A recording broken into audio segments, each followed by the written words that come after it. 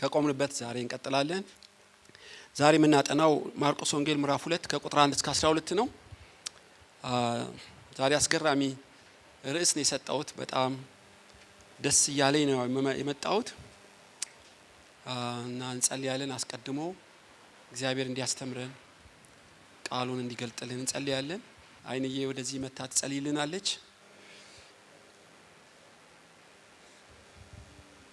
እንጸልይ። ሃሌሉያ ሃሌሉያ። እናመሰግንሃለን አምላካችንና አባታችን እግዚአብሔር ስለነበረን ጊዜ፣ ስለነበረን ያምልኮ ጊዜ፣ ስለነበረው የዝማሬ ጊዜ ሁሉ ክብር ለስምህ ይሁን። እንባርካለን። በመንፈስህ ስላልሰረስከን፣ ስለተገናኘህን፣ ስለባረከን፣ ህልውናህ በመካከላችን ስላለ በኢየሱስ ክርስቶስ ስም እናመሰግንሃለን። አሁን ደግሞ በሕያው ቃልህ ወደኛ እንድትመጣ በኢየሱስ ክርስቶስ ስም እንለምንሃለን።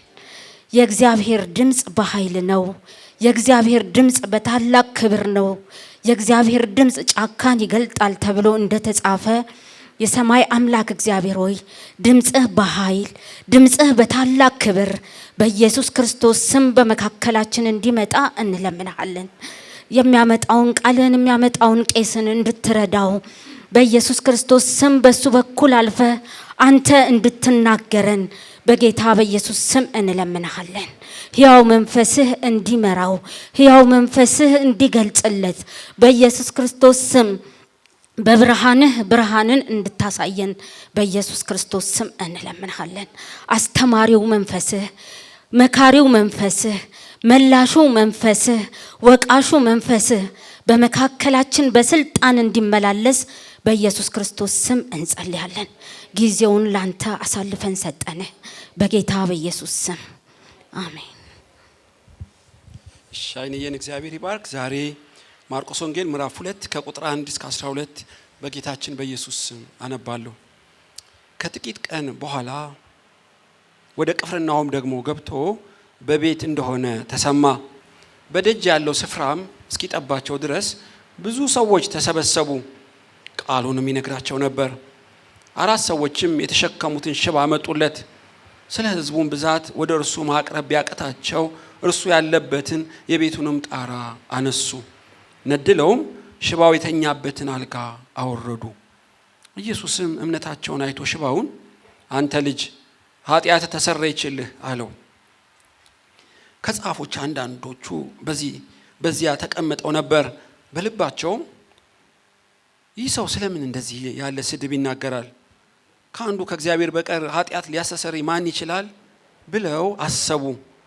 ወዲያውም ኢየሱስ በልባቸው እንዲህ እንዳሰቡ በመንፈሱ አውቆ እንዲህ አላቸው፣ በልባችሁ ይህን ስለምን ታስባላችሁ? ሽባውን ኃጢአት ተሰረየችልህ ከማለት ወይስ ተነሳና አልጋህን ተሸከምና ሂድ ከማለት ማናቸው ይቀላል? ነገር ግን ለሰው ልጅ በምድር ላይ ኃጢአት ሊያስተሰርይ ስልጣን እንዳለው እንድታውቁ ሽባውን አንተ እልሃለሁ ተነሳ፣ አልጋህን ተሸከምና ወደ ቤት ሂድ አለው። ተነስቶም ወዲያው አልጋውን ተሸክሞ በሁሉ ፊት ወጣ። ስለዚህም ሰዎች ሁሉ ተገረሙና እንዲህ ያለ ከቶ አላየንም ብለው እግዚአብሔርን አከበሩ። ዛሬ የምንካፈለው ቃል የኃጢአት የስርየት ኃይል በሚል ነው ማካፈላችሁ። የኃጢአት የስርየት ኃይል በሚል ነው የምናጠናው። ኢየሱስ ያው በገሊላ ለ12 ወር ያህል ቆይቷል። እንደው ማርቆስ ወዲያው እያለ ስለሚጽፍ እንጂ በመሃሉ የ1 ዓመት ያህል ጋፕ አለ። ከዛ ትንሽ ቆይቶ ወደ ቅፍርናሆም መጣ ማለት ነው ኢየሱስ።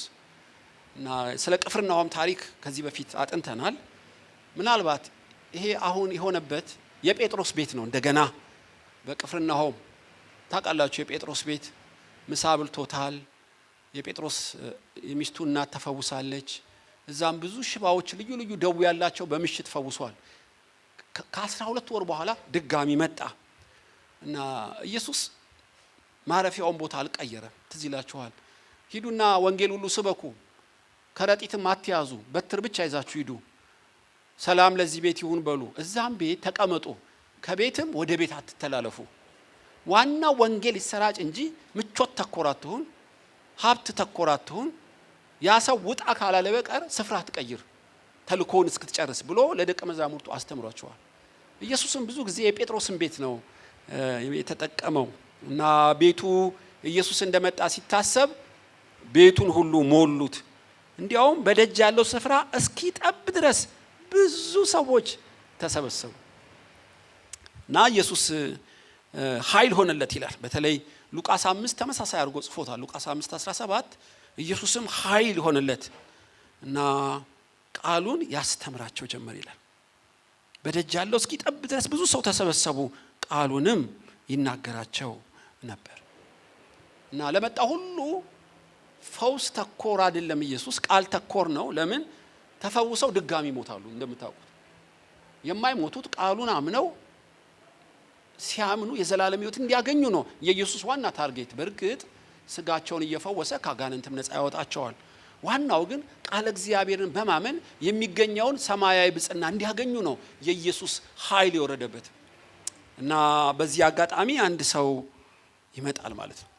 4 ሰዎች ተሸክመውት በጣም መልካም ወዳጆች ይመስሉኛል በእውነት እና ሽባ ነው ሄዶ አያውቅም። 4 ሰዎች በአልጋ ተሸክመውት ጓደኛቸውን ይዘውት መጡ። በጣም እምነት ያላቸው ይመስሉኛል። ሲመጡ አጋጣሚው ግን ጥሩ አይደለም። ከሰው ብዛት የተነሳ ሽባውን የያዙት ሰዎች መንገድ ሊለቁ አልቻሉ። እነሱ ጤነኛ ናቸው እኮ ምናልባት ቢፈወስ እነሱ ሰምተው ሊሄዱ ነው። እሱ ግን ፈውስ ፍለጋ ነው የመጣው እና መንገድ ይለቀቃል እንዲህ ያለ ሰው። ያኔ ግን ሊለቁለት አልቻሉ። እንዲያው ማርቆስ ሲጽፍልን 4 ሰዎች የተሸከሙት ሽባ አመጡ። ስለ ሕዝቡም ብዛት ወደ ኢየሱስ ማለት ነው ወደ እርሱ ለማቅረብ አቃታቸው ይላል እና ይሄንን ወደ ኢየሱስ ማቅረብ ያቃታቸው ጣራውን ነደሉት። እንግዲህ የአይሁድ ቤት እንደ ኢትዮጵያ በቆርቆሮ አይደለም የሚሰራው፣ በሸክላ ነው። ጡብ ሸክላ ነው። ሸክላዋን ማንሳት ትችላላችሁ። አብዛኛቸው አይሁድ በደርብ ላይ እንደ ጴጥሮስም ተመስጦ መጥቶበት በፎቁ ላይ ነበር ይላል። እንዲህ ያለ ቤት አላቸው። እኛ በረንዳ እንደምንለው ሊሆን ይችላል። በመሰላል ይወጡና በጡብ የተሰራቸው ላይ ቁጭ ይላሉ እና ጡቡን ማንሳት ሶ ሲምፕል። ስለዚህ ኢየሱስ ትክክል ባለበት አካባቢ ጡቡን አነሱት ማለት ነው እና በገመድ ሁሉ እያየው አወረዱት። ሁሉ እያየ አላስገባ ብለዋል። አሁን ውጭም ያለው እያየ ውስጥም ያለው እያየ እንደ ፓራሹት በገመድ አወረዱት። ሰው ሁሉ እያየው ለምን አደረገው? ተአምር ነው የሆነው መቼም እና የፈለጉት የኃጢአት ስርየት እንዲያገኝ አይደለም። ያመኑትም ያመጡትም ሽባነቱ ተፈውሶ ጤናው እንዲቀጥል ነው። ኢየሱስ ግን የዓለም ሁሉ እንቆቅልሽ የሆነ አነጋጋሪ ታላቅ ኃይል የገለጠው እኔ በዚህ ቦታ ብቻ ይመስለኛል እና እንደዚህ ተናግሮ አያውቅም። ብዙ ሰዎች ሲፈውስ እንደዚህ ተናግሮ አያውቅም። ይሄኛው የተለየ ነው። ይሄን ቃል የምታዩት በክርስትና እምነት ብቻ ነው። አሁን ማካፈላችሁ ይሄንን አውድ በደንብ እንዲገባን ማርቆስ 5ንም ማንበብ መልካም ነው። ሐሳቡ ይያዝላችኋል። የሉቃስ 5 ማለት ነው። ሉቃስ ወንጌል ምዕራፍ 5ንም ቁጥር ምዕራፍ 5 ቁጥር 17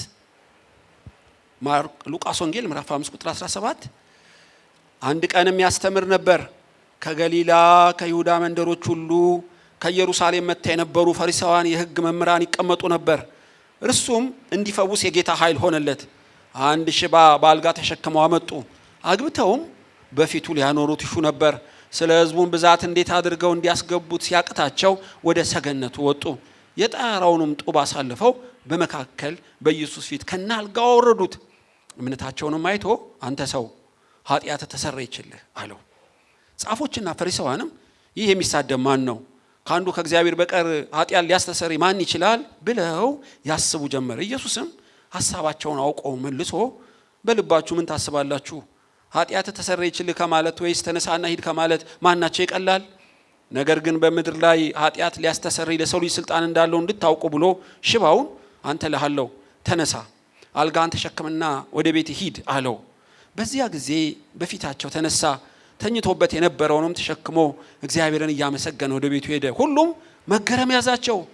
እግዚአብሔርን አመስግነው ዛሬስ ድንቅ ነገር አየን እያሉ ፍርሃት ሞላባቸው። ስለዚህ ሉቃስ ለየት ያለ ይጽፍልናል። እንዲያውም ከገሊላ ብዙዎች የተሰበሰቡ ከኢየሩሳሌም፣ ከይሁዳ፣ ከገሊላ ፈሪሳውያንና የሕግ መምህራን ቤቱን ሞሉት ይላል። አሁን በይሁዳና በኢየሩሳሌም ስንት የሕግ መምህራን ስንት ፈሪሳውያን አሉ? በጣም ብዙ ናቸው ብደምርላችሁ። ያቺ ቤቷንም ግቢዋንም ጢቅ አድርገው ያዙት እነሱ ናቸው። ለምን መጡ ነው ጥያቄው። እና በጴጥሮስ ቤት እንደሚመጣ ሰምተናል። ቴክስት እየተደራረጉ ጠቅላላ የሕግ አዋቂዎች ፈሪሳውያን ከጸሐፍት ጋር ቤቱን ሞሉት። ሊሰሙት አይደለም፣ ፈውስ ፍለጋ አይደለም የመጡት፣ ኢየሱስን ተባብረው ለማሳጣት ነው የመጡት። እና እንዲህ ያለ መንፈስ ባለበት ጉባኤ ስትቆሙ ትጨነቃላችሁ። እኔ አንዳንዴ በጥቂቱ ሴንስ አደርጋለሁ። የሚቃወም ጉባኤ፣ ኃጢአት የሰራ ጉባኤ፣ አንድ ልብ የሆነ ጉባኤ፣ የሚጸልይ ጉባኤ ስትቆሙ ነው የምታውቀው። እና ጠቅላላ ክፉ መንፈስ ያለባቸው ሸረኞች ኢየሱስን ለማጥመድ ተሰባስበው ቤቱን ሞሉት። እና ሽባው ሲመጣ ያላስገቡት ለምንድን ነው? አንድ ሽባ እዚች ዝር እንዳይል ትእዛዝ ሰጥተዋል ማለት ነው። ኢየሱስ ከፈወሰ እንዳያሸንፋቸው በጥያቄ ሊያዋክቡት፣ በብዙ ቃል ሊያጠምዱት ቤቱን ጠቅላላ ሞሉት። ይሄ ከባድ ከበባ ይባላል። በእውነት ከበባው ቢናገር አይሰሙ፣ ቢጠይቅ አይመልሱ። ተአምራት ቢያበዛም አያምኑም። እነዚህ ሰዎች ከመጠን በላይ ልባቸው ጠንካራ ነው። ኢየሱስን ለማጥፋት ከሰው ልብም ስሙን ለማጠልሸት የተዘጋጁ ናቸው። በጣም ከባድ ነው ከበባው። ከብዙ ከበባ መሃል አንድ እንኳ ያንተን የሚያምን ሰው ብታገኝ ኃይል ታገኛለህ። ጠቅላላ ግን ተመሳሳይ ናቸው። እና ለኃጢአት ስርየት የመጣ ሳይሆን ለፈውስ የመጣውንም ከውጭ የከለከሉት እነሱ ይመስሉኛል። የራሳቸው ቦዲጋርድ ሴኩሪቲ ያላቸው ማንም እንዳይገባ ከፊት ወንበር መሀለኛውን ግራም ቀኝ ያዙት ማለት ነው። ፈሪሳውያን እንግዲህ ጥምጣማቸውን ይዩ፣ አሸንክታባቸውን ይዩ፣ ግማሹ ደብተር ይዟል፣ መጽሐፍ ይዟል። ኢየሱስን ዛሬ አንለቀውም በሚል የመጡ ይመስለኛል። በተከበብክ ሰዓት አጣብቂኝ ስትገባ እንደው መፈናፈኛ ስታጣ ያን ጊዜ አስገራሚ ኃይል ሊሆን ነው። በሰማይ ደስ የሚለው ይሄን ነው። የሙሉ ኃይል የሙሉ ዕውቀት ተባብረው ሲከቡ ሰምተህ የማታውቀው ያልገመትከው ማዳን ሊሆን ነው ማለት ነው። ከበባ ሲበዛ እንደዛ ነው። እና እነሱ አስበውበታል፣ ደግሞ ማቀደውበታል። ኢየሱስን ከበቡት ማለት ነው። እነዚህ ሳነድሪን ይባላሉ። ከጸሐፍት ፈሪሳውያን፣ ሰዱቃውያን የተውጣጡ ዋና እስራኤልና ቤተ ክህነቱን የሚመራ ጉባኤ የተወከሉ ናቸው የመጡት። እንዲህ የዋዛ እንዳይመስሏችሁ። የብሉይ ኪዳንን ጠጥተውታል። ሕግን ያውቃሉ፣ የሙሴን ሕግ ያውቃሉ፣ መዝሙራትን ነቢያትን ያውቃሉ። እና በቃላት ጥቅስ የተሞሉ ናቸው። ለሕግና ለወጋቸው በጣም ቀናተኛ ናቸው። ኢየሱስ እነዚህን ሊያገለግል ነው የቆመው። በእርግጥ ሊያገለግላቸው አይመስለኝም። ቤቱን ይዘውታል እላችሁ ነው። የዋሆች ቃል ለመስማት፣ በሽተኞች ለመዳን፣ በአጋንንት የተጠቁ ነፃ ለማውጣት ነው የመጡት። ይሄ ጉባኤ ግን የተሞላው በእነሱ ነው።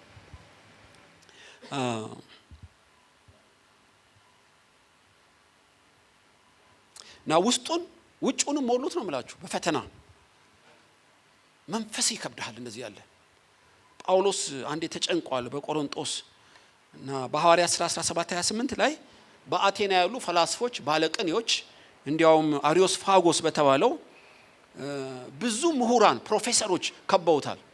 አዲስ ነገር ከመስማት ከመጠየቅ ውጪ ስራ የሌላቸው መጽሐፍ የሚጽፉ ገጣሚዎች፣ ፕሮፌሰሮች ገጠሙት።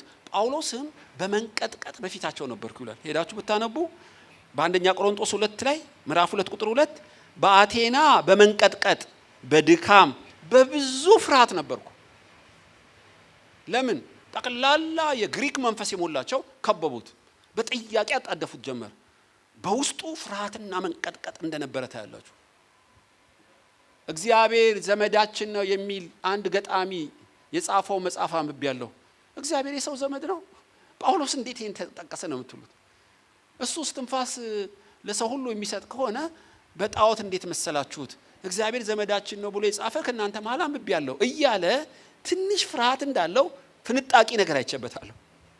እንዲያውም ይሄ ሳይጸጽተው አይቀርም። እና ግሪኮች ሞኝነት ነው፣ አይሁዶች ደግሞ ምልክት ይሻሉ። የፈለገ ቢያምኑም ባያምኑም ከተሰቀለው ከኢየሱስ ውጪ ላልሰብክ ወስኛለሁ። ለኔ የእግዚአብሔር ኃይል ነው፣ ለነሱ ሞኝነት ቢመስልም ከመስቀሉ ውጪ ላልሰብክ ቃል እገባለሁ ብሎ ራሱን ሲያበረታታ ታያላችሁ። እና እንዲህ ያለ ጉባኤ በጣም አስጨናቂ ነው ማለት ነው። እና በዚህ ሰዓት ነው ምን ቃል ልናገር፣ እንዴት ላሳምናቸው? በተጨነቅ ሰዓት ድንገት ከሰማይ የመፍትሄ አካል በገመድ ወረደ። አለቀ። ሁሉን አፍ የሚያስጭ ጭጭ የሚያደርግ ሰው ያላሰበው እግዚአብሔር ያዘጋጀው ሽባ በገመድ ወረደ። የማይክዱት የሚያውቁት ሽባ ወረደ። ማንም ሊመልሰው የማይችል ከአምላክ በቀር መፍትሄ ሊሰጥ የማይችል ኬዝ ስተዲ ከሰማይ ቁጭ አለች። ያ ሁሉ ፈሪሳይና ካህን ሳይደነግጡ አልቀሩ። በበር ብንከለክለው በጣራ ገባብን። አሁን ይለያል፣ ወይ እግዚአብሔር አምላክ ነው ወይ በዓል አምላክ ነው። አየ በቃ ወይ የፈርዖን ጠንቋይ ናቸው ወይ የእግዚአብሔር ጣት ነው አሸናፊው። ጉባኤውን የሚፈታ ኬዝ ስተዲ ከሰማይ መጣ። በተከበብክ ሰዓት ኢየሱስ መፍትሄ ያመጣል። ለኛ መፍትሄ የለም፣ በሰማይ አምላክ ግን መፍትሄ ያመጣል። የሚያስገርም ነገር እና አንዳንዴ ለሰዎች ሁሉ ከሚጠቡት ሕፃናት አፍ ምስጋናን ለራስ አዘጋጀ የተባለው ታውቃላችሁ። ቢናገር አልሰማሉ፣ ቢጠይቅ አልመልሳሉ። ድንገት ቤተ መቅደስ ሲሄድ ጡት የሚጠቡ ሕፃናት ኢየሱስ የዳዊት ልጅ በእግዚአብሔር ስም የሚመጣ የተባረከ ነው አፍ የሌላቸው ያ ኢየሱስ አረዝም አሰኛቸው። እናንተ ባታምኑ ይሁን ያላናገርኳቸው የሕፃናትን ተመልከቱ። ከድንጋዮች እግዚአብሔርን ያመሰግናሉ የተባለው ጡት ከሚጠቡት ሕፃናት አፍ ምስጋና አዘጋጀ የተባለው ይሄ ነው። የሚሉት አጡ። ለምን? ሕፃናትን ኢየሱስ ኮርኮሮ አይደለም ያሳቃቸው። የመለኮት ኃይል ሕፃናቱ ስለ ኢየሱስ ሲመሰክሩ ተገረሙ። ከዛ ወዲያ ሊጠይቁት አልደፈሩ። ማንም ሊያረጋው የማይችል መለኮት ብቻ ከከበባ ያድናል። አሁን ይህ ሽባ የወረደው እሱ በእርግጥ የኃጢአት ስርየት አግኝቶ ጤናው እንዲመለስ ነው። ሆኖም እሱን ተውሶ ዘለቄታዊ ዓለም አቀፍ መርሆ ኢየሱስ ሊናገር ፈልጎ እና ያ ገመድ ወረደ ነው የምላችሁ።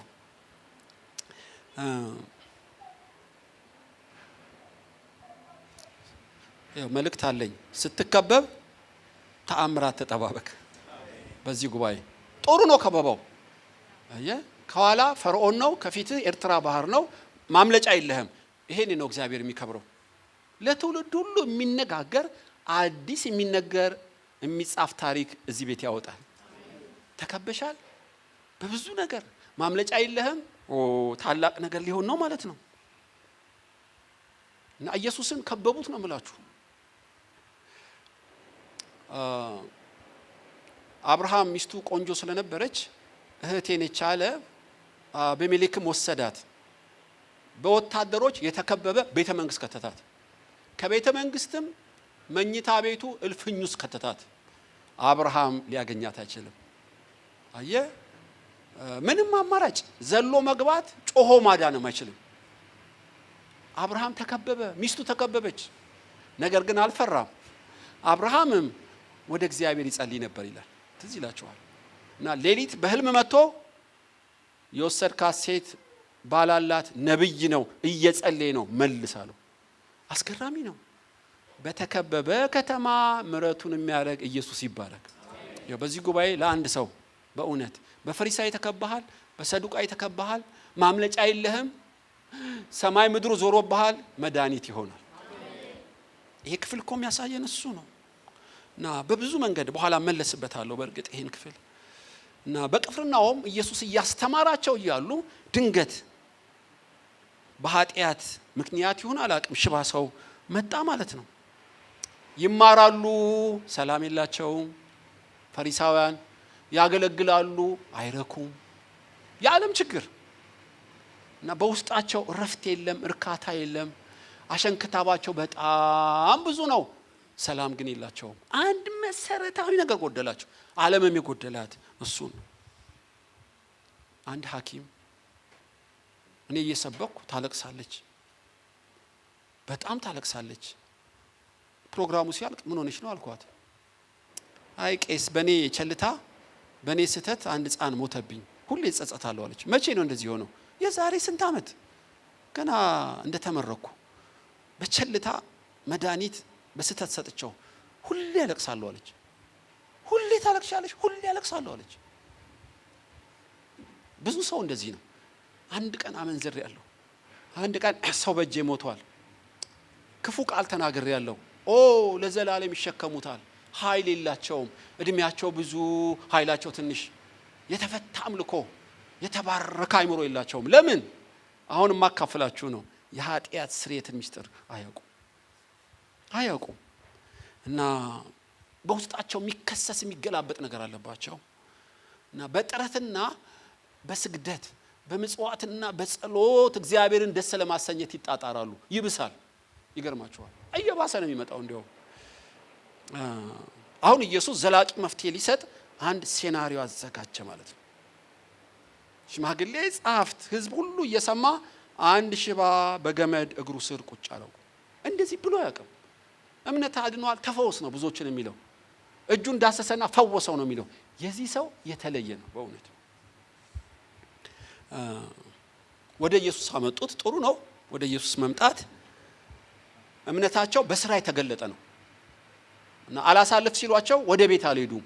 ጣራ ነቅለው ማስገባታቸው በስራ የተገለጠ እምነት እንዳላቸው ታያላችሁ። እና ምዕራፍ 2 ቁጥር 5 ላይ ነው ተንደርድሬ ልመጣ የፈለኩት። ምዕራፍ 2 ቁጥር 5 ማርቆስ ወንጌል። ኢየሱስም እምነታቸውን አይቶ ሽባውን አንተ ልጅ ኃጢአት ተሰረየችልህ። እንደዚህ ብሎ አያውቅም። ታውቃላችሁ፣ ኃጢአቱን ሊያጋልጠው አይደለም። አንተ ልጅ ማለት እንዲያውም የፍቅር ቃል ይመስለኛል። ልጅ ሆይ ይላል በሌላ ቦታ። ኃጢአት ተሰረየልህ አለው። ይሄ ኒኩለር ቦምብ በሉት ይሄ ቃል። ለምን? በብሉይም በአዲስም ብዙ ነቢያት ሐዋርያት ፈውሰዋል። ኢየሱስ የተናገረውን ማንም ግን አልተናገረም። ሊቀ ካህኑ ራሱ ስለ ራሱና ስለ ሕዝቡ በዓመት አንዴ በስንት አበሳ ነው ስርየትን የሚያውጀው። በራሱ ስልጣን ኃጢአትን ሰረየልሃለሁ ማለት የሚችል የለም።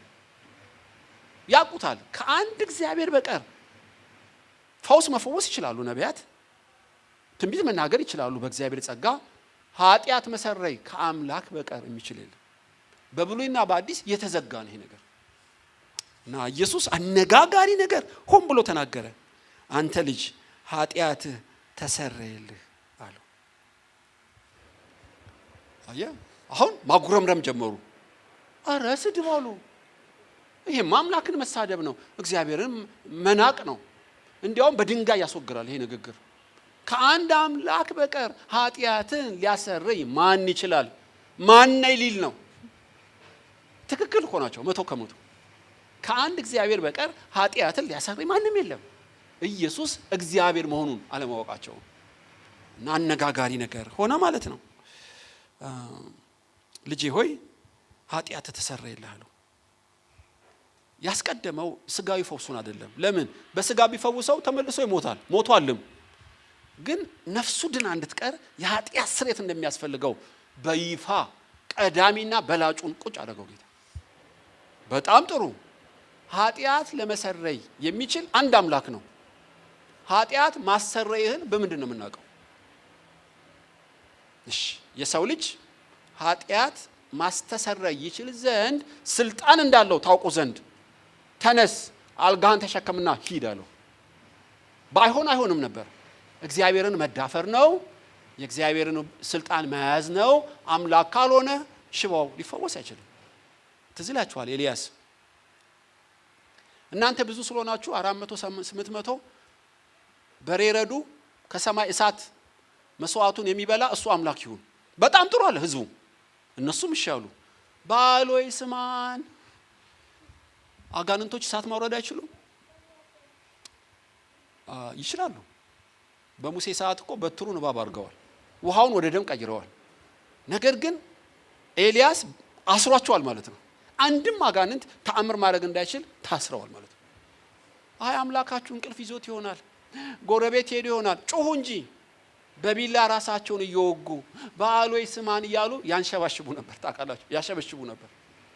ኤልያስ ቀለደባቸው። አሁን በእሳት የሚመልስ እሱ ብቻ አምላክ እንደሆነ ታውቁ ዘንድ ውሃው ሙሉበት፣ ውሃው እስኪ ትረፈረፍ አድርጉበት።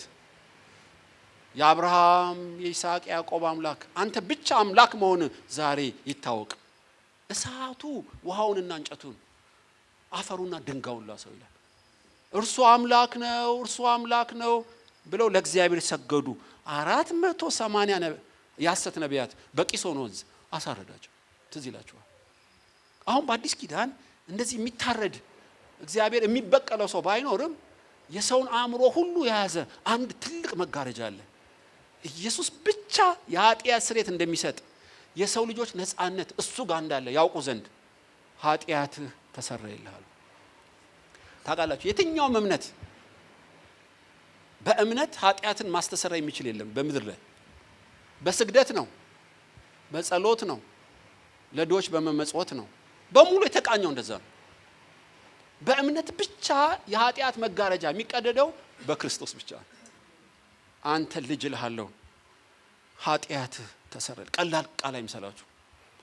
ዓለም ዛሬ የምትገመገመው ይህን ምስጢር ባለማወቅ ነው። ብዙ ባለጠጎች አሉ፣ ደስታ የላቸውም፣ እውነተኛ ሰላም የላቸውም። ለምን? በክርስቶስ ደም የሚገኘውን የኃጢአት ስርየት ምስጢር አያውቁ። ስለዚህ ኃጢአታቸውን ተሸክመው ሰላም ሊሆኑ አይችሉም። እና ተነስና ሂድ አልጋህን ተሸክመ የትኛው ይቀላል? ኃጢአት ተሰረየልህ ማለት ነው የሚቀለው? አልጋህን ተሸክምና ተፈውሰ ሂድ ማለት ነው የሚቀለው? ለሰው የሚቀለው የሚመቸው ልበላችሁ፣ አልጋህን ተሸክመ ሂድ በጣም ይመቻል ለሰው፣ የሚታይ ፈውስ ስለሆነ እልልታው ይበዛል። የኃጢአት ስርየት ግን ሚዛኑን አታውቁትም። ምን ያህል እንደተሰረየለት ሰውየው ምን ያክል ደስታ ውስጥ እንደገባ የምትዳስሰው አይደለም። ከተቀበለው በቀር ማንም የማያውቀው ሰማያዊ ብጽና ነው። በሰማይ ደስ የሚለው እግዚአብሔር የኃጢአት ስርየት ያገኘ ህዝብ ሲያይ ነው። ስጋዊ ፈውስ ጥሩ ነው፣ የኃጢአት ስርየት ነው ያህል አያህልም። እና አብዛኛው ጤነኛ፣ አብዛኛው ባለስልጣን፣ አብዛኛው ባለጸጋ ጠጋ ብለው ውስኪውን ሲለጋ ነው የሚውለው። ስለሚጨነቅ ሰላም የለው። ለምን? እውነተኛ ሰላምና ኃይል የሚገኘው በኃጢአት ስርየት ስለሆነ። ወደ ኢየሱስ መምጣት ክርስቶስን ማመን ይጠይቃል። ይሄ ደግሞ እና ልጄ ሆይ ኃጢአትህ ተሰረየልሃል። በሁሉ ፊት ተነሳ፣ ወዲያው አልጋውን ተሸከመ፣ በሁሉ ፊት ወጣ፣ መገረምና ፍርሃት ሆነ። እንዲህ ያለ ነገር ከቶ አላየንም እያሉ እግዚአብሔርን አከበሩ። በሁሉ ፊት የሚያስገርም ነው። ብድግ አለ፣ ወዲያው ነው ብድግ ያለው። እንዲያውም አልጋውን ተሸክሞ ሰው ሁሉ ውጭም ውስጥም ያለው እያየ መንገድ ተለቀቀለት። አልጋውን ተሸክሞ ጉዞ ጀመረ እና በሰው ሁሉ አእምሮ ፍርሃትና መገረም ሆነ። አቤት ምን አይነት እድለኛ ሰው ነው! ለእግዚአብሔር እንዲከብር ምክንያት፣ የታሰረው አካላቱ ሊያገለግል ምክንያት፣ ለብዙዎች የደስታ ምክንያት ለምን ሆነ ብትሉ ሚስጥሩ አንድ ነው። ስለተፈወሰ ብቻ አይደለም። አንድ አነጋጋሪ ነገር ተገለጠ። በክርስቶስ በማመን የኃጢአት ስርየት እንደሚገኝ፣ የኃጢአት ስርየት ኢየሱስ እንደሚሰጥ በይፋና በግልጥ አወጀ ማለት ነው። ሽንቱዝም ይሄን አያውጅልህም። ሌላ እምነት እናንተ የምታውቁት የኃጢአት ስርየት ሊሰጥ የሚችል አያምኑም። ብዙ ዋጋ ብዙ ጥረት አድርገ ያው ሚዛን ከደፋልህ ነው ምንድነው ይልሃል። አብዛኞቹ ሰላም ይላቸው እና ጥረታቸው በጣም ያሳዝናል። ነገር ግን ማቴዎስ 9:8 ለሰውም እንዲህ ያለ ስልጣን የሰጠ እግዚአብሔርን አመሰገኑ። ለሰውም ስልጣን የሰጠ እስካሁን ድረስ ኢየሱስ ሰው ነው፣ ለነሱ ነብይ ነው፣ ሰው ነው። ኢየሱስ ግን አምላክ ነው። እንደዚህም አድርጎ ኢየሱስን የሰው ልጅ ነው ይሉታል። አምላክ እንደሆነ ከስላሴ አንዱ እንደሆነ ኃጢአት ለማስተሰረይ ስልጣን እንደተሰጠው ብዙዎች አያውቁ። አሁንም እኮ ነብይ ነው፣ በዛ ደረጃ ነው የሚያዩት። ስለ ኃጢአት ስርየት ስታመጣ አይቀበሉ። ዋናውን ሚስጥር ደበቀባቸው። የእግዚአብሔር ልጅ ነው፣ አዎ። በመስቀል ላይ ሞቶ በደሙ የኃጢአት ስርየት አለ ኖ ይሉሃል። በቀላሉማ የኃጢአት ስርየት አይመጣም። እናስ ሰርተኗ መጽውተኗ ሰግደኗ ይልሃል። ጥረቱ ይጀምራል። በብሉይ እንኳ በአመት አንዴ ሊቀ ካህኑ ህዝቡን ተሸክሞ መስዋዕት ያቀርባል። በፍየልና በበግ ላይ እጅ ጭነው ይናዘዛሉ። በጉ ይታረዳል። ለጥቂት ጊዜ እፎይ ይላሉ። በሚቀጥለው አመት ሌላ በግ፣ በሚቀጥለው አመት ሌላ በግ። ህሊናቸው ንጹህ አይደለም ማለት ነው። አሁን የኮርማና የፍየል በግ ሳይሆን ንጹህ የሆነ የእግዚአብሔር ልጅ ክርስቶስ ስለሞተልን በስሙ የሚያምኑትን ሁሉ ሊያድናቸው ኢየሱስ ብቁ ነው። ይህንን ነው ያወጀላቸው። በህይወት መገረም ድንቅ የሚሆነው መቼ ነው ነው ጥያቄው። ኃይል እንደ ኤሌክትሪክ የምትቀጣጠለው እና በስራ በአእምሮም በአገልግሎትም ኢነርጄቲክ የምትሆነው መቼ ነው? የኢየሱስ ደም የኃጢአት ስርየት እንደሰጠ ስታምን ብቻ ነው። ይህን ሚስጥር ልነግራችሁ እፈልጋለሁ። ብዙ ስላነበብክ ብዙ ስላገለገልክ ደስታና ኃይል አታገኝም። በክርስቶስ ደም የኃጢአት ስርየት እንዳገኘ የሚያምን ሰው ማንም ሊቀምሰው አይችልም።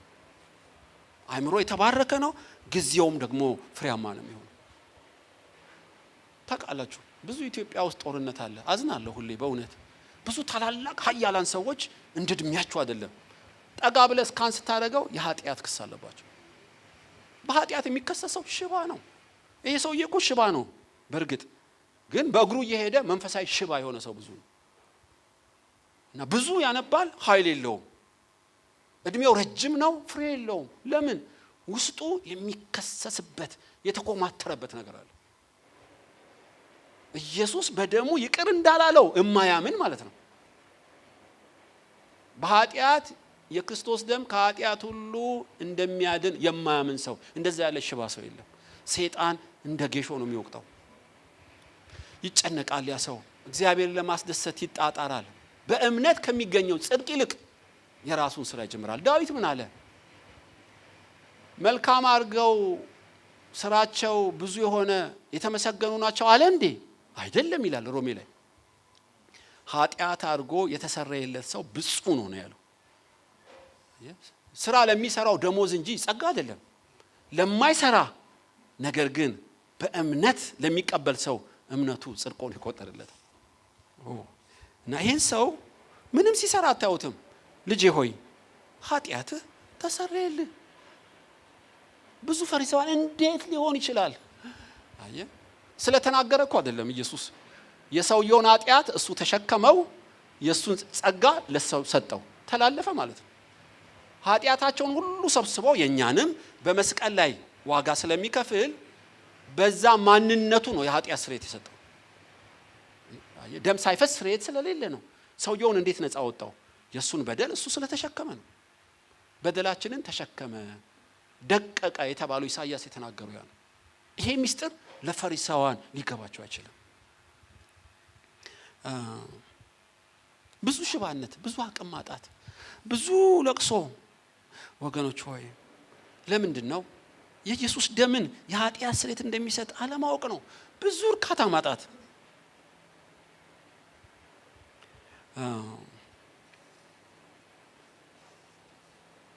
ህይወቴ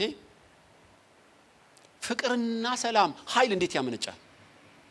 እንደ ከሰል ድንጋይ ቀስ እያልኩ ሳይሆን እንደ ኤሌክትሪክ የምነዳው እንዴት ነው? እንደ መቅረዝ ማበራው እንዴት ነው?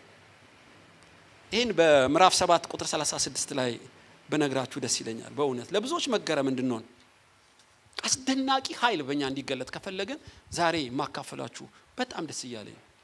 በሉቃስ 7:36 ቤት አንብቡት። አንድ ስምዖን የተባለ ፈሪሳዊ ኢየሱስን ምሳ ጋበዘው።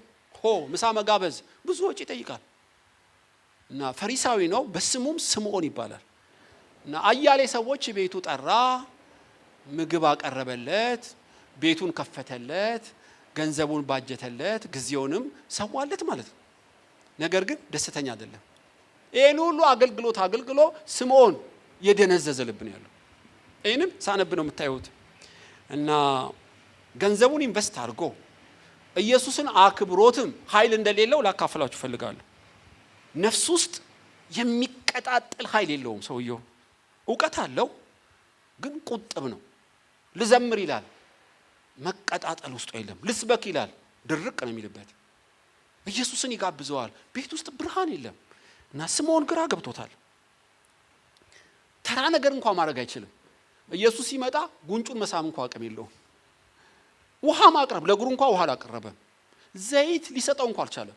አለው እኮ አልቻለም። ዕውቀት አለው ማድረግ አቅም የለውም። አንድ ነገር እጅ ፍሬን ይዞበታል። ይገርማቸዋል። ብዙ ኃይል ስምዖን፣ ትንሽ ውጤት።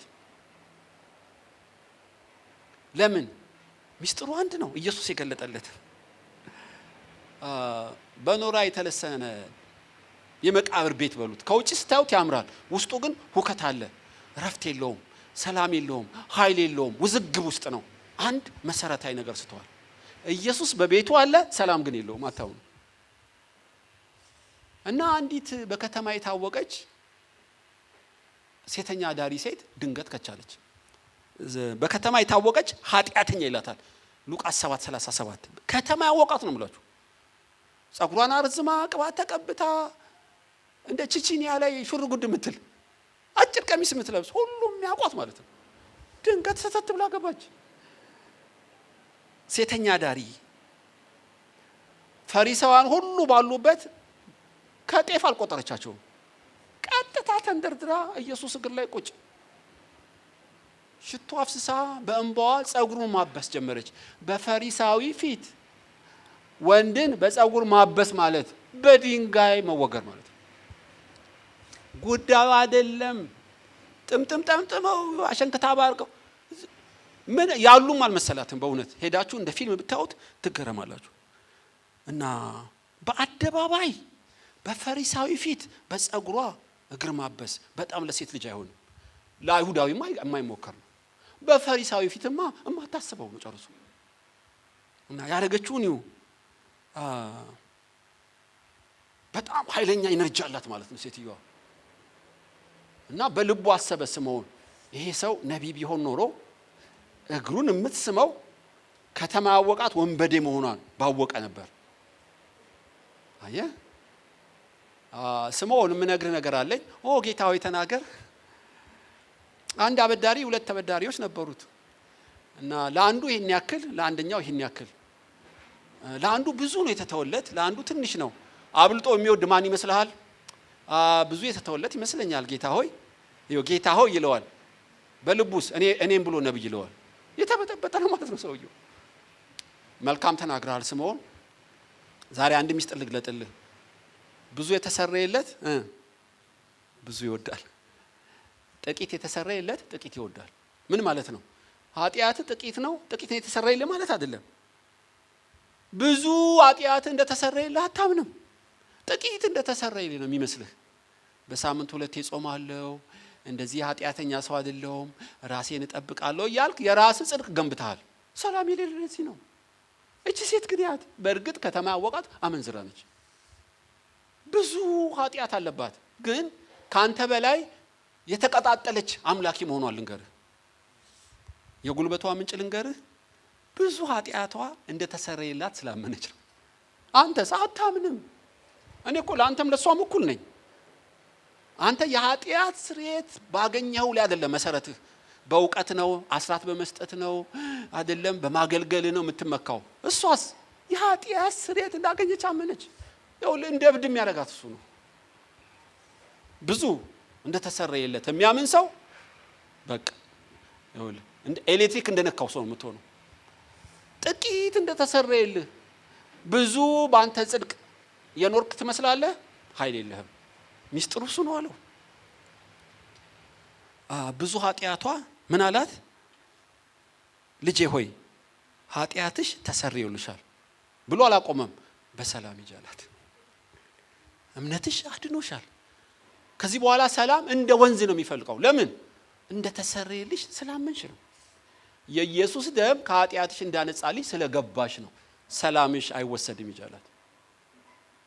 ፈሪሳውስ ኢየሱስን ይጋብዛል፣ ይጾማል ይጸልያል የሷን ያህል ሰላም የለውም ታውቃላችሁ የኃጢአት የስርየት ምስጢር እና ልጄ ሆይ ኃጢአት ተሰረየልህ አለው ጨዋታው አለቀ ከዚህ በኋላ እንደ ትላንት አታዩትም ይሄን ሰው ስጋው መዳኑ አይደለም ሰው የማይገባው የማይመዝነው የኃጢአቱ ስርየት በኢየሱስ ደም ስርየት ስላገኘ የተፈታ ሰው ነው ያሰው አይከሰስም ይተኛል ያንቀላፋል ጥቂት ቢበላ ይጠግባል ብዙ ቢበላ ይጠግባል ቢኖረው ሆድ አይብሰው አብዛኛው ዓለምን እንደ እንዝርት የሚያዞረው የኃጢአት ክስ ነው የኃጢአት ክስ በምን ትመልሰዋለህ በክርስቶስ ደም የኃጢአት ስርየት እንዳገኘ ካላመንክ በቀር ገዳም ብትገባ ያሳድድሃል እንዲያውም እዚህ ጋር የተጻፈው ነው የልጁን የኢየሱስ ክርስቶስ ደም ከኃጢአት ያነጻል አይልም ከኃጢአት እስኪ ሁሉ በሉ ሁሉ አመነች በቃ ኮኔክትድ ሆነች ማለት ነው ያ በመስቀል ላይ የሚፈሰው ደም ህሊናዋን ከሞተ ስራ አነጻው ከውርስ ኃጢአት ከግብር ኃጢአት ሁሉ አነጻት እቺ ሴት እንደ ከዋክብት ነው የምታበራው ሰይጣን ሊወቅሳት አይችልም ለምን በደሙ አምናለች እኛ እኮ ያመነን እንመስላለን ግን እኔ አይመስለኝም እግዚአብሔር ቂም ይዞ የሚበቀለን ይመስላል ስለ ኃጢአት እኮ የተበቀለው ኢየሱስን ነው እኛን ቢቀጣን የዲሲፕሊን ቅጣት ነው ንስሐ ለገቡት ሁሉ የኢየሱስ ደም ከኃጢአት ሁሉ ያነጻል ዛሬ ማካፈላችሁ ቃል እሱ ነው የስርየት ኃይል በሚል ልጄ ሆይ ኃጢአትሽ ተሰረዩልሻል ቀላል ቃል አይምሳል ሂንዱይዝም ሽንቱይዝም እንደዚህ ግራ ቀኝ የሚያጋ በጅራፍ የሚገርፋቸው የኃጢአት ስርየት ለማግኘት በአንድ እግሩ ቆሞ ስንት ጊዜ የሚጸልይ ሰይጣን እንዴት ትሪክ እንደሚሰራቸው ይው ኢየሱስ እኮ ከፍሎታል 100% እኮ አንጽቶናል አናምንም ችግሩ እሱ ነው ስለዚህ ኃይል የለንም በጣም ፈዛዞች ደካሞች እንደ ፈሪሳዊ ያለንን መስላለን የለንም የተወቀሰ የደቀቀ የተከሰሰ ኃይል የሌለው አይነት ደካማ ፍጡር ለምን ሆነን በክርስቶስ ደም የኃጢአት ስርየት ምስጢር ስለማናምን ዮሴፍ በብሉይ ኪዳንም የገባው ነገር አለ ትዝ ይላችኋል አይ ወንድማችን ሸጠን ሁሌ ስለሚወቀሱ እያዩ አያዩ ዮሴፍን እኮ አይተውታል አያውቁ ድንዝዝ ብለዋል እና ብር ይሰጣቸዋል ይደነግጣሉ እና እኔ ወንድማችሁ ዮሴፍ ነኝ በቃ ደስተኛ ይመስላሉ አይደሉም እና የወንድማችን ደም እየተፈላለገን ነው የሚል አንድ ሚስጥር ተሰውሮባቸዋል እና ዮሴፍ ነገራቸው እናንተ ለክፉ አረጋችሁት እግዚአብሔር ለበጎ ቀየረው አትጨነቁ ምሕረቱ ለዘላለም ነው በዚህ ቃል ሲያጽናናቸው ደስተኛ ሆኑ ይላል ወንድማቸውን እንደሸጡ የሚያስቡትን ክስ ዮሴፍ በስብከት ሲጠርግላቸው ዮሴፍ ወንድሞች ደስተኛ ሆኑ ክስ ያለበት ሰው ኃይለኛ ሊሆን አይችልም በአዲስም በብሉይም በጣም የተወደደው ያው ዳዊት ነው የምታውቁት ዳዊት እኮ ብዙ ኃጢአት ሰርቷል ያው አንመረምረውም እንጂ ግን እኔ የዳዊት ልጅና የዳዊት አንበሳ ነኝ ይላችኋል በጣም ነው የሚወደው ጌታ እስራኤሎች ይወዱታል በብሉይ ኪዳን የነገስታት ሁሉ ምሳሌ ነው ዳዊት ሚስጥሩ ምንድነው ብትል አንድ ብቻ ነው አየ ምሕረቱ ለዘላለም እንደሆነ በማመኑ ኃጢአት ሰርቶ እግዚአብሔር ይቅር እንዳለው እንደ ዳዊት በብሉይ ኪዳን የአዲስ ኪዳን ሰው ነው ያላየው በውሸት 85 ካህናት ተገደለ ዶይቅ ለሳውል ነግሮ በዳዊት ውሸት ምክንያት ከአቤሜሌክ እንጀራ ስለለመነ ራሱን ያጠፋል ብለ ስትጠብቅ እንደ ዘንባባ ፈራለው እንደ ዝግባ አድጋለው ለምን ምሕረቱ ለዘላለም ነው ሰይጣን ራሱን ይሰቅላል ብለ ነው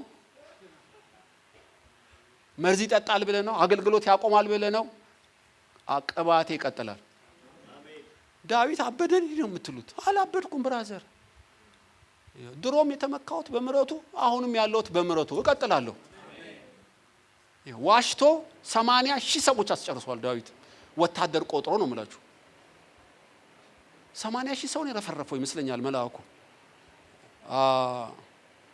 እግዚአብሔር እኔና ቤቴን እባክህ ቅጣ እና ምሕረት ለዘላለም ነውና ባንተ እጅ ልውደቅ እግዚአብሔር ወይ ምሕረት ያው ለዘላለም ነው። ዳዊት መልአኩ ሰይፍን ወደ ሰገባው መልስ በቃ አለው። ተአምር ነው። የኦርናው ድማ ተሰጠው። እንዲያው ትዝ ይላችኋል ከቤርሳቤ ጋር የወደቀው ባሏን ገለ ሚስትየዋን ገቢ ያረካ አይደል? አለቀም ይላል እግዚአብሔር። በጨለማ ሰርታል፣ በግልጥ ነው መቀጣ። በቤት ሰይፍ አይለቅም ይላል። መረጃ ማስረጃ ተገኘበት። በጣም ጥሩ ነው ናታን፣ ትክክል ነው ያልከው። ለጊዜው ውጣልኝ። ናታን ሲወጣ በሩን ዘጋው። ያውቀዋል የእግዚአብሔርን ልብ። አምላክ ሆይ በኢሶፕ እርጨኝ ነጻለሁ፣ ቅዱስ መንፈስን አትውሰድብኝ እባክህ ሲለው ናታን ተመለስና አትሞትም በለው። እቤቴ ገና ሳልደርስ አትሞትም በለው። በቃ ምሕረት ለዘላለም ነው እያለኝ ነው። የምሕረቴ ደጅ ለዘላለም አይዘጋም። የዳዊት መብራት አይጠፋም። ንገረው። ወይ እግዚአብሔር ወይ እንዴት ነው ያንተ ነገር? እንዲህ ነኝ ይል ምሕረቴ ለዘላለም ነው። ታውቃላችሁ ዳዊት ጴጥሮስ ዶሮ ሳይጮህ 3 ጊዜ ትከደኛለህ፣ እኔ አንተ ትከደኛለህ፣ የፈለገ እስከ ሞት እኔ 3 ጊዜ ስል ኩኩሉ አለች። እኔ አላውቀውም ብሎ ነው። ከዛ አንዲት ገረድ መጣች። 1 ሰዓት ቆይቶ አንተማ ንግግር ያስታው፣ ኧረ እኔ አላውቀውም ኩኩሉ አለች። አላስተዋለም። ከዛ ቀያፋ ቤት ይመስለኛል። ይሄማ እርግጥ ገሊላ አይቼዋለሁ። ከሱ ጋር ሲረባ መራገም ጀመረ። እኔ ራሱን ይሁን ጌታን አላውቅም፣ ምን ነው ባልተፈጠርኩ እንዴ ማላውቀው ሰው ምናምን አለ። ኩኩሉ ስትል 3 ሆነ። ኢየሱስ ዞር ሲል ጴጥሮስ ጋር ተጋጠሙ። የዘላለም አምላክ ዞሮ በቃ አለቀሰት፣ ምርር ብሎ አለቀሰ። እና ኢየሱስ ብዙ በጸጋው አነጸው፣ ስልጣን ሰጠው። በጎቼን ጠብቅ ብሎ ስምዖን አለው፣ የኬፋ ልጅ አለው፣ ቤተክርስቲያኔን ባንተ ላይ ታውቃላችሁ። አባበለው አመነ ጴጥሮስ። ግን ኮሜንታሪ ላይ ሳነብ ሁሌ ጠዋት ዶሮ ሲጮህ ያለቅስ ነበር ይላሉ። ሁል ቆቁስ እይች ነገር በፋሲካማ እኔ እስራኤል እንደዚህ ዶሮ ከታረደ አለቀ። እዛም ሲጮህ እንደብት ነው የሚያደርገው። ጴጥሮስ ብልጥ ቢሆን ዶሮ በጮህ ሰዓት ምሕረቱ ለዘላለም ነው ማለት ይገባው ነበር። ግን ያለቅስ ነበር ይላሉ። እሺ ምን ሆነ? መጽሐፍ ጽፏል። 1ኛ ጴጥሮስ 2ኛ ማርቆስ ወንጌልም የሱ ጥላ ነው ታውቃላችሁ።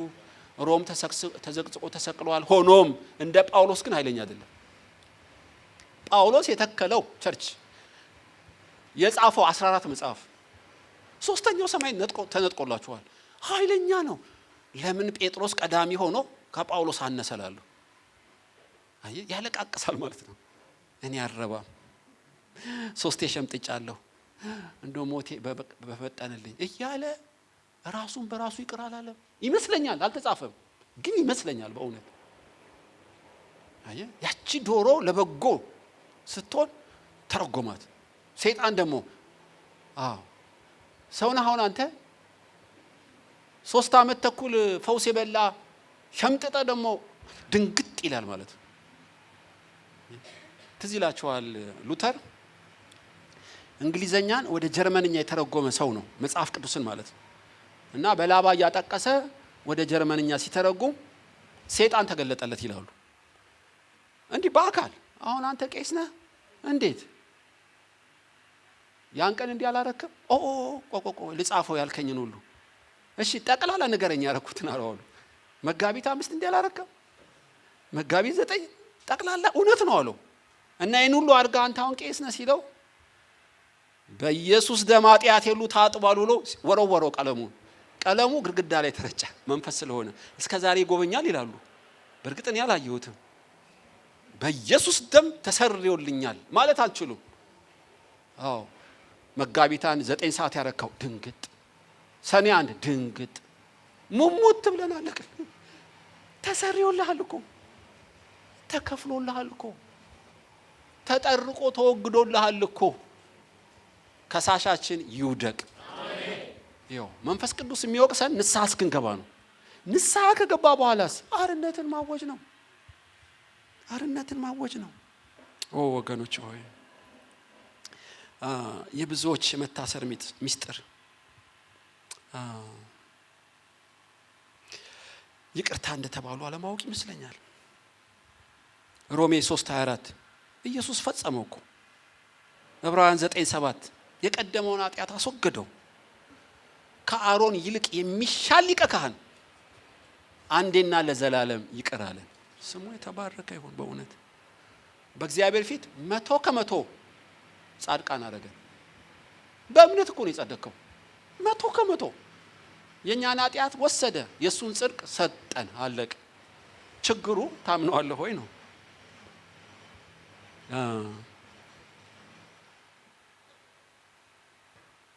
አንድ ተረት ሁለት መነኩሴዎች ይባላል። በእርግጥ ያው ከይቅርታ ጋር እና ሴቱ ሁሉ 90% አጫጭር ቀሚስ ለብሶ ተፈተንን እኮ ምን ይሻላል? ገዳም እንግባ።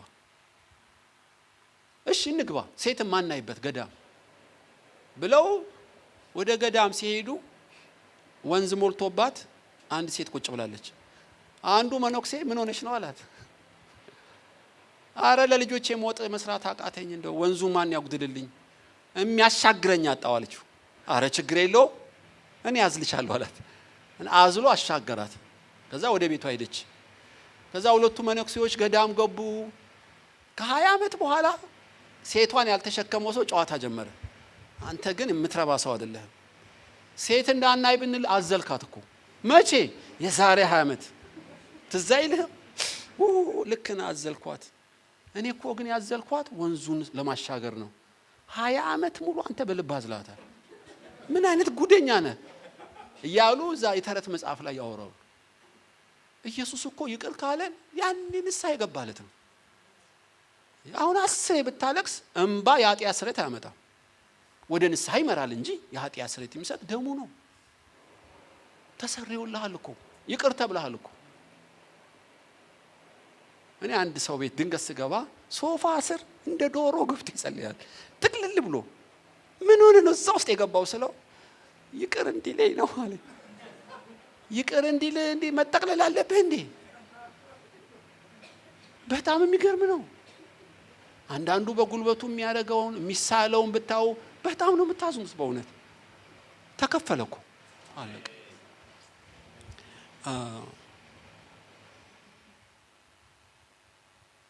አንድ መጽሐፍ ላይ ያነበብኩት እውነተኛ ታሪክ ነው ይላሉ። በእርግጥ ሴትየዋ ጀርመናዊ ነች፣ ደሃ ጀርመናዊ። እኔ አሁን ደሃ ነኝ፣ አሜሪካ ሂድና ትንሽ ዶላር ላክልኝ አለችው። ልክ ነሽ፣ አሜሪካ ብዙ የሥራ እድል አለ፣ ግን አውሮፕላኑ እኮ ወጪው ብዙ ነው። በመርከብ ሂድ አለችው። መርከብም ቢሆን እኮ እንደ አውሮፕላን አይሆንም እንጂ ዋጋው ውድ ነው። ችግር የለውም እኔ ትኬት እገዛልሃለሁ። እና ትኬት የመርከብ ገዛችለት። ከዛ ላከችው ማለት ነው በመርከብ ወደ አሜሪካ ሲጓዝ። እሺ ትኬትስ መሳፈሪያ ገዛችልኝ፣ ምን እበላለሁ ብሎ ብዙ በሶ እንደኛ በሶ ነው የነሱ ምን እንደሆነ አላውቅም። የማይበላሽ ምግብ በከረጢት ይዞ ክፍሉ ገባ ማለት ነው። የመርከቡ ተሳፋሪዎች ምግብ ቤት የምሳ ሰዓት ደርሷልና ኑና ምሳ ብሉ በስፒከር ተነገረ። ሁሉም ከየክፍሉ ወጥቶ ምሳ ይበላል። አይ እኔ ገንዘብ ስለሌለኝ ብሎ ኮሾሮ ይበላል እሱ። ቁርስ ኮሾሮ፣ ምሳ ኮሾሮ፣ ራት ኮሾሮ፣ ስንት ወር ሙሉ። እና ለማንኛውም ብላ አንድ 5 ነው 10 ዶላር ኪሱ ከታለታለች። ይኸው አሜሪካ ደርሰናል፣ በአይናችን እያየን ነው ብርሃኑን፣ የመጨረሻ ምሳ እንበላለን ተባለ ማለት ነው። አንጀቴ በኮሾሮ እንዳረረ አይቀርም፣ እበላለሁ ሄጄ። ክፈል ቢሉኝ 5 ዶላር እሰጠዋለሁ፣ ቢፈልግ ወንዝ ይጨምረኝ ይዋኘው ገባለሁ ብሎ አዳራሽ ገባሉ። ገና ሲያየው አስተናጋጁ ይሄን ሁሉ ወር አላየሁም ከየት መጣ አለው። አይ እኔማ እዛው ክፍሌ ኮሾሮ እየበላሁ። እንዴት ሳትከፍል ነው እንዴ ገባኸው? ትኬትማ እናቴ ገዝታልኛለች፣ ለቁርስ ምሳ እራት ግን ስለሌለኝ ነው። ትኬቱ ላይ እኮ ነው ዋጋው፣ ሙሉ ዋጋ እኮ ነው እናቴ ከፈለችው። አይ አለማወቅ፣ ኢየሱስ እኮ ከፈለ ወገኖች፣ ሙሉ ዋጋ ከፈለልህ። የምታዋጣው የለም። በእምነት እንድድን በደሙ ስርየት እንድታገኝ ኢየሱስ ሞተ። ለዚህ ለኃጢአተኛ ሽባ ሰው የኃጢአት የስርየት ኃይልን የገለጠለት ልጄ ወይ ኃጢአት ተሰረየልህ። አምላክ ብቻ ነው ማድረግ የሚችለው።